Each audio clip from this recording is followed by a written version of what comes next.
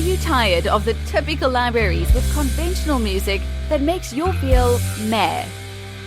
Introducing Leerecs.com, the music website made for and by minds like you.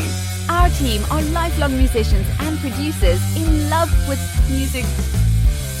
Search the Leerecs music catalogs and find music with guaranteed originality. Mark the difference with music of signature at Leerecs.com.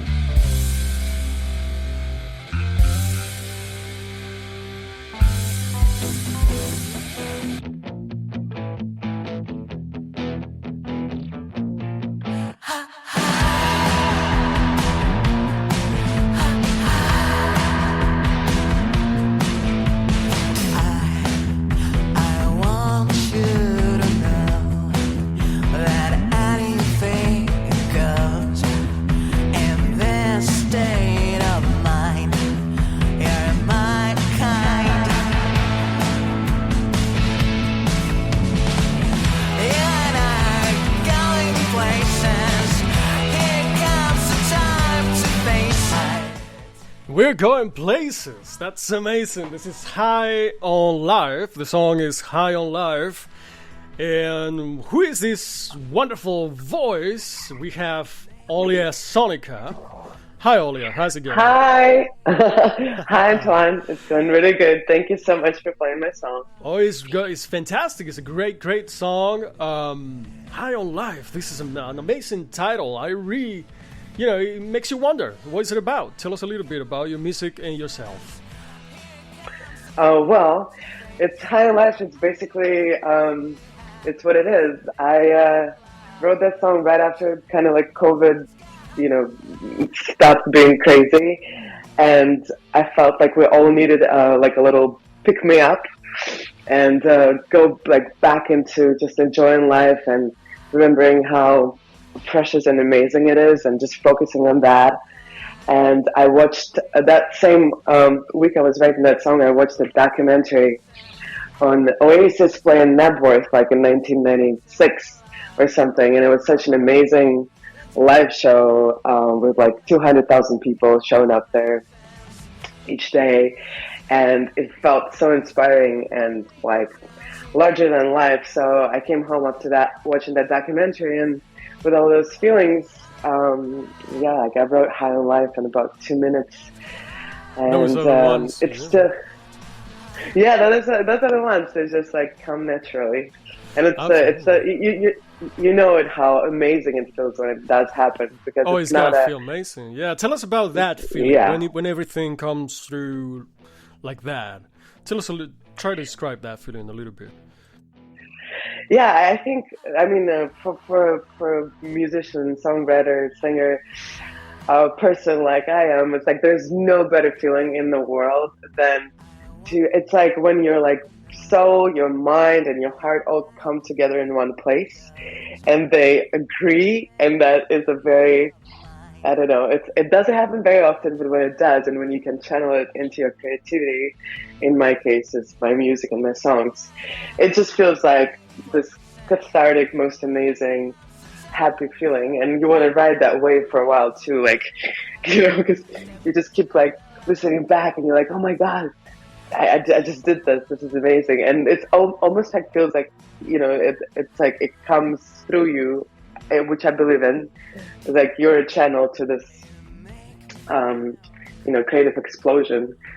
So yeah, that's so true, and we had so many songwriters that feel the same way. It's when it happens, it's like a channeling something. It comes from the universe through you, your transmitter, capacitor. This is incredible. High on Life, excellent story. Definitely need, feeling like that again. And about you, so as you were telling us a little bit earlier, you have a lot of traveling. You're very interesting in life as a musician. Why don't you tell us a little bit what you're going through right now, what you're doing lately, your journey? Absolutely. Yeah, so I've been so I moved to the States a few years back, and I moved to New York City. I was a classically trained pianist growing up, and then I was a big fan of rock and roll, and I decided to, to go to New York City. I grew up in Moscow, and I decided to go to New York and learn English so I could write my lyrics in English. And long story short, I got to New York City, and I understood that I was not going back.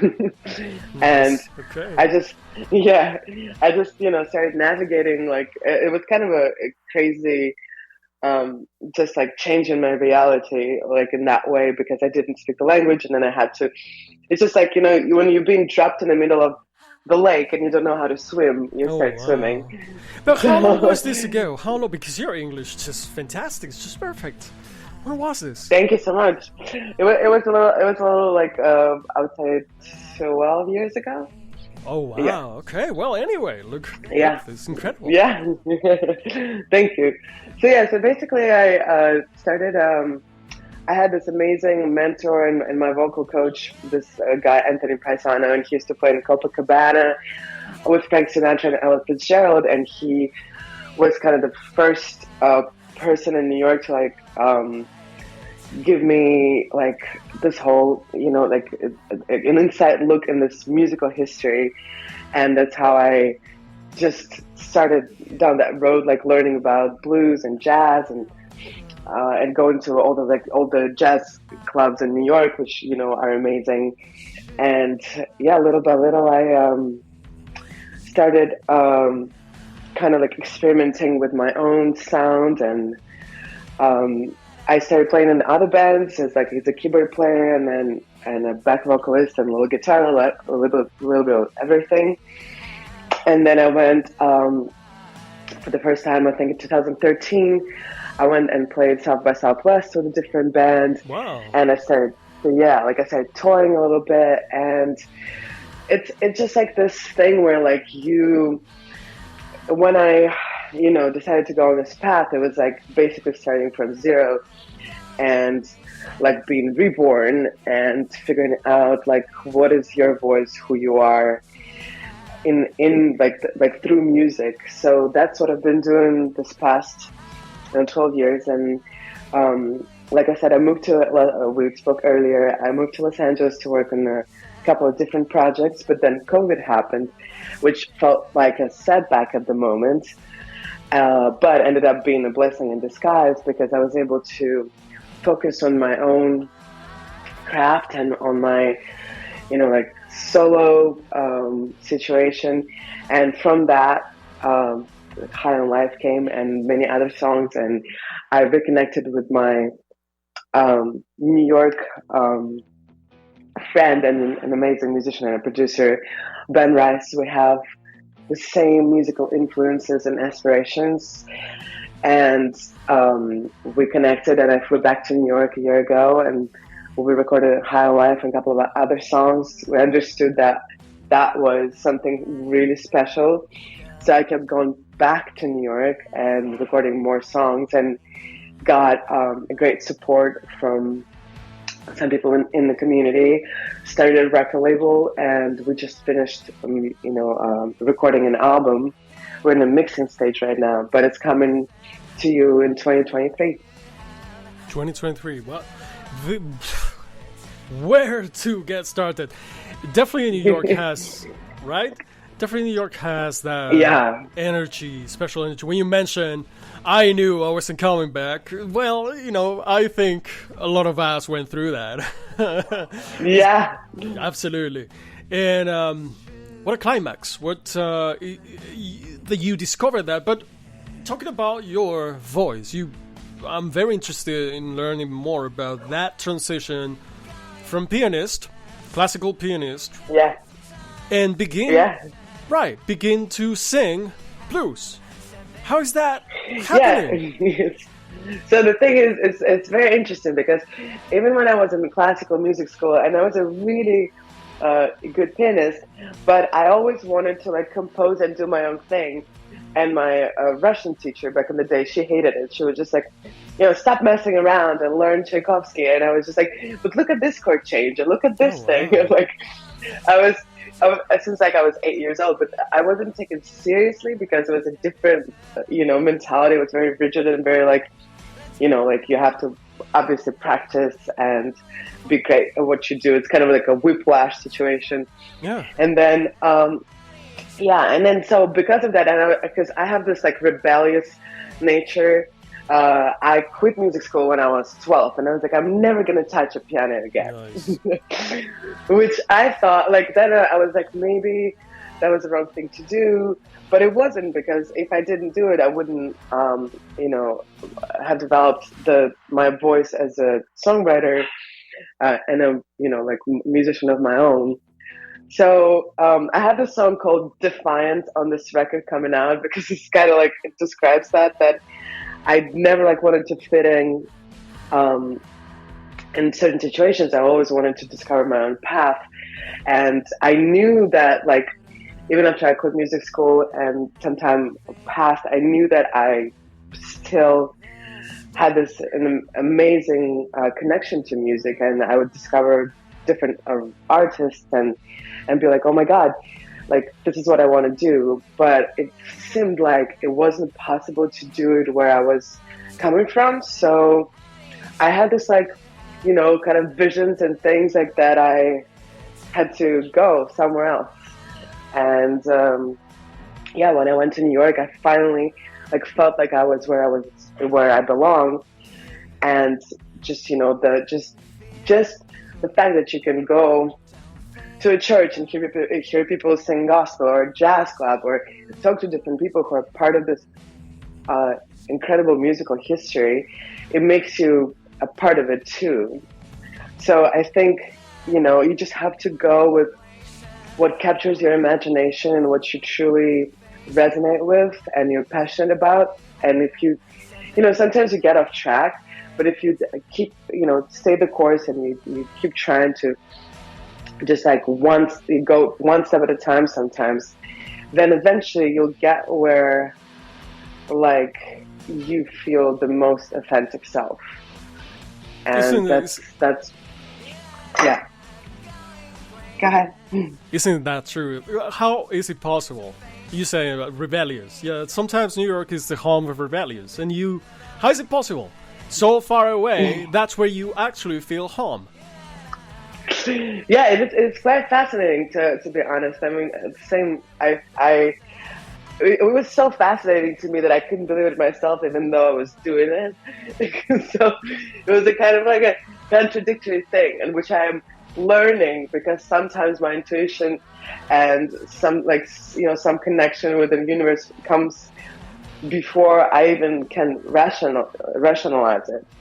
So I have to kind of follow it, and sometimes I'm like, I don't know what I'm doing, but actually, like, my kind of heart and soul do know what I'm doing.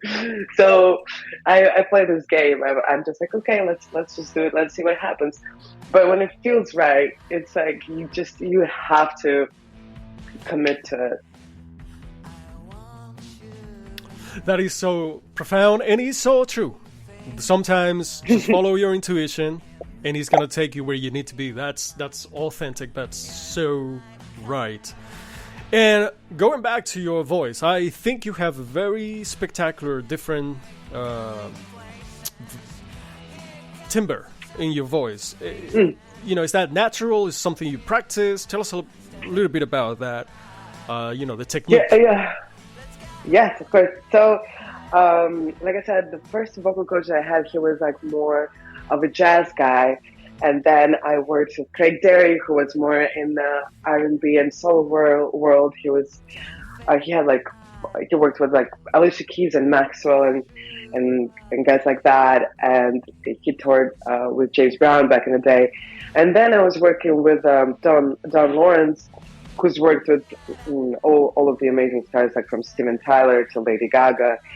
And I was, taking up all of this different vocal practices, and but it wasn't until I really it's interesting because like because I have a different timbre and different voice. For me, it was really hard to relate to female singers per se. So when people would say, "Hey, who do you sound like?" I could never tell. I could never tell them. I mean, a little bit of this and that, but it wasn't like anyone else. And to me, it was kind of a difficulty in a weird way, where like once I learned to appreciate the fact that I sounded so different naturally, and I tapped into that and applied my vocal techniques that I learned from this amazing vocal coaches. Then when it really like clicked, where like it's really important to obviously get the tools to like be able to sing on pitch and have a wider range and all that stuff. But it's also really important to embrace your own unique flavor of your voice. So I think when those two things click, that's where the beauty happens. Yeah, absolutely. And at least my opinion, I mean, what you have is a gift. It's really different, really special. It's beautiful. I appreciate it. Thank you so much. Absolutely, it's fantastic. And it's so hard sometimes for singers to learn to make friends with your instrument, that's the voice that you got. Absolutely, yes. Yes, yeah. It is very true. It's I love the way you put it. Like, make friends with your instruments and the voice that you got, because like and it comes down to so many different things. Because like basically, if we go down to like the core meaning of it, is like your voice is like how you express yourself, right? And if you are not friends with yourself, then it's really hard to express yourself through your voice.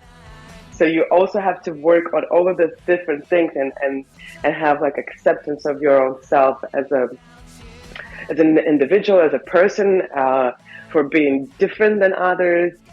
So I think it's a lot of it is psychology as well. Oh yeah. There's a lot to unpack there. Absolutely. Okay, so for your new record, you said you have something almost ready. It's going to be ready by next year, which is around the corner. Tell us about this record. Whatever highlights you like to share. Yeah, absolutely. So it's a very personal record, but it's also kind of has a very epic and sometimes larger than life sound.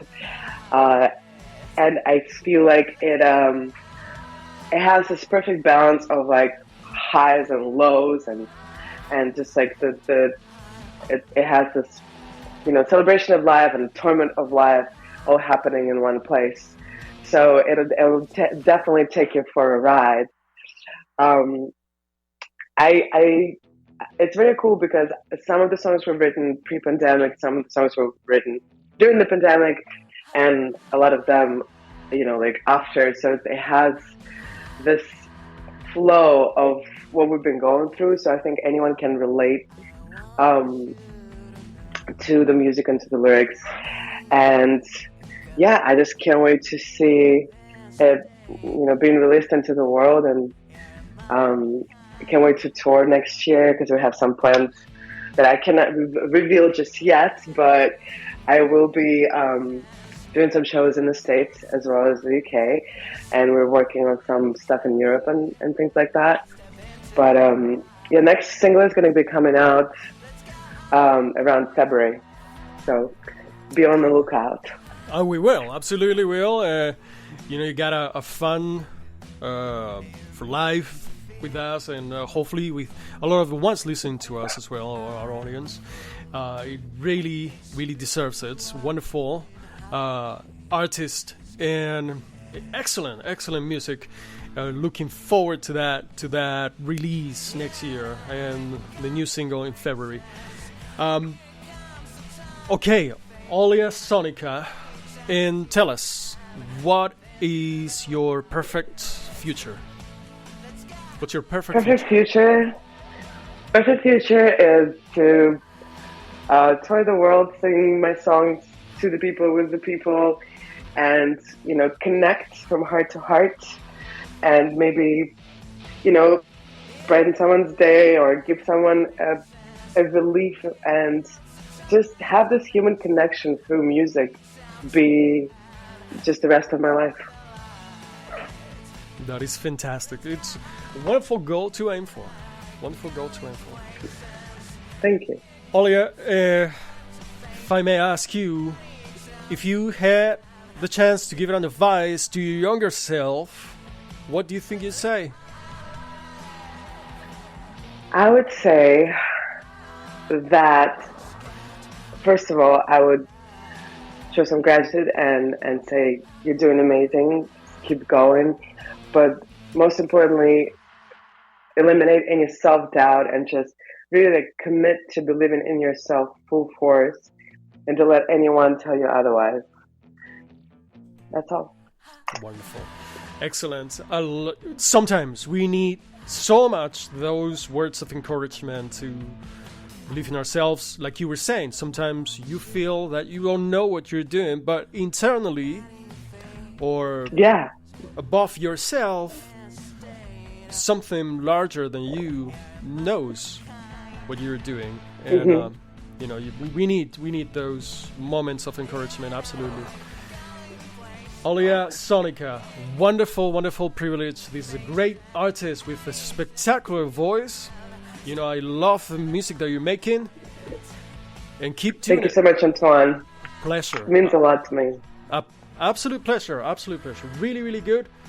And be on the lookout for any new releases very, very soon. The new record is going to be ready almost here, around the corner. Almost here.